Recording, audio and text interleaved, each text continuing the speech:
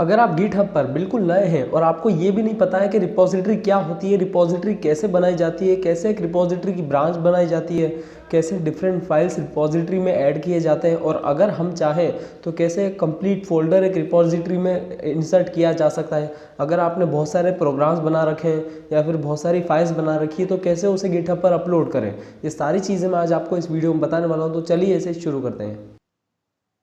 तो यहाँ पर यार ये मेरी एक गिटहब का जो अकाउंट है उसके अंदर ये 4 रिपॉजिटरीज मैंने बना रखी है, जिसमें से 2 तो बेकार है और 2 मैंने अभी बनाई है मेरे डेटा स्ट्रक्चर के जो प्रोग्राम्स हैं उन्हें स्टोर करने के लिए और जावा के टूल्स के लिए।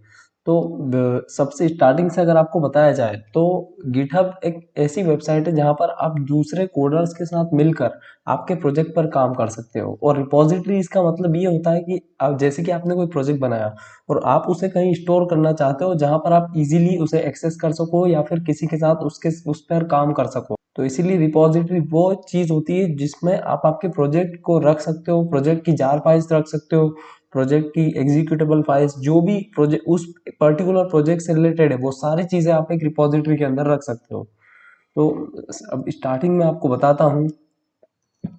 अब सबसे पहले आप github.com पर चले जाइए। वहां पर आपके पास पहले से अगर एक अकाउंट बना हुआ है तो आप साइन इन करो या फिर आपको साइन अप करना पड़ेगा। साइन इन या साइन अप करने के बाद आप, और एक और चीज मैं आपको बताना चाहता हूँ कि गिटहब का एक डेस्कटॉप वर्जन भी होता है, तो उसमें आपको एक एप्लीकेशन की तरह गिटहब मिल जाएगा। और जैसे ही आप कुछ बनाना चाहेंगे तो आप डायरेक्टली उस गिटहब पर अपलोड कर सकते हैं आपके लोकल कंप्यूटर के थ्रू। तो अगर आप आज चाहें तो वो गिटहब का जो डेस्कटॉप वर्जन है वो भी डाउनलोड कर सकते हैं। लेकिन मैं तो अभी आपको वेबसाइट पर ही बता रहा हूँ कि आप कैसे वेबसाइट पर बहुत सारी फाइल्स एक साथ अपलोड कर सकते हैं गिटहब पर। तो यहाँ पर जैसे ही मैं इस रिपॉजिटरी में गया, पहले मैं आपको बताता हूँ रिपॉजिटरी कैसे बनाई जाती है।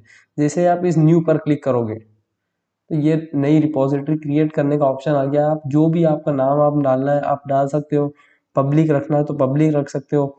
अब मेरे पास ऑलरेडी एक रिपॉजिटरी बनी हुई है और उसमें मुझे फाइल्स अपलोड करनी है, तो मैं उस रिपॉजिटरी को क्लिक कर रहा हूँ। आप आपकी रिपॉजिटरी बनाकर तैयार रखिए। उस रिपॉजिटरी को क्लिक करने के बाद मैंने उस रिपॉजिटरी को ओपन कर लिया है। ओपन करने के बाद अब मैं इसमें फाइल्स ऐड करना चाहता हूँ। जो मैं फाइल्स पहले मेरी प्रोजेक्ट बने हुए हैं उन्हें मैं यहाँ पर ऐड करना चाहता हूँ।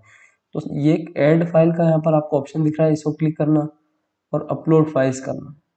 अपलोड फाइल्स के बाद आपके सामने कुछ ऐसा खुलेगा और उसके बाद आपको फाइल्स चूज करने के लिए क्लिक कर देना है। फाइल चूज करने के बाद आपके सामने एक टैब आ जाएगी और उस टैब में आप जो भी जहां से भी आपका फोल्डर में फाइल्स रखी हुई है वहां से आप ढूंढिए और डायरेक्टली उन्हें सिलेक्ट कर लीजिए। मैं ये सारी फाइल्स सिलेक्ट कर रहा हूँ जो जो मुझे वहां पर ले जानी है।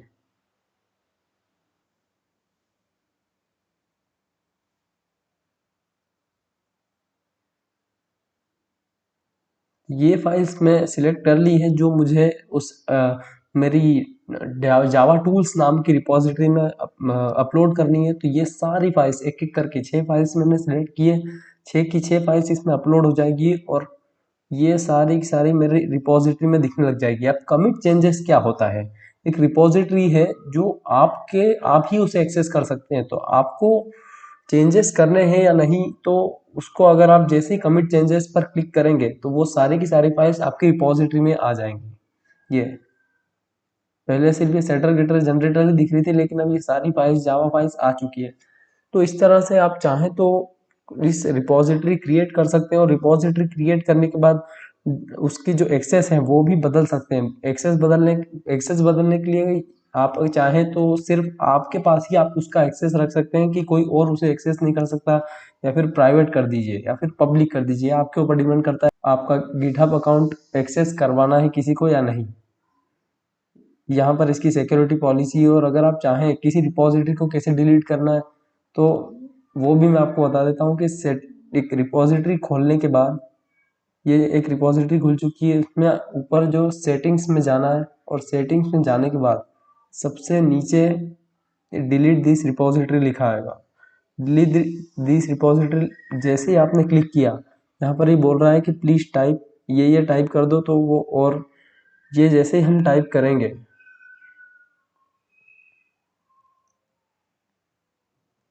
ये I understand this consequences, delete this repository.